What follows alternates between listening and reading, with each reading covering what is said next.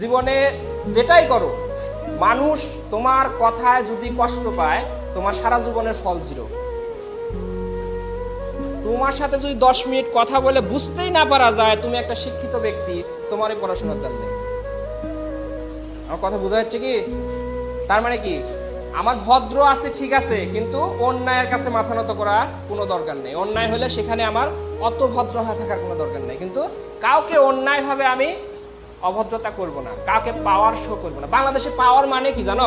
কাউকে একটা থাপ্পড় মারলাম, এটা পাওয়ার হয়ে গেল, আমার খুব পাওয়ার, আমি ওকে মারছি। আসলে পাওয়ার হওয়ার কথাটা কি? একটা গ্রামে একটা দরিদ্র লোক আছে, তাকে যাও 10 লাখ টাকা দিয়ে দিলাম, তুমি ইন্ডিয়া যা বা অন্য দেশে যা চিকিৎসা করো, তুমি পাওয়ার শো করলে। এটা কাউকে থাপ্পড় দিয়ে কি পাওয়ার শো করা যায় নাকি? আমি তোমাকে মারলাম ধরে আর আমি কি বস হয়ে গেলাম? এই এই দেশে কিন্তু এটা হয়। তো এটা কিন্তু পাওয়ার না।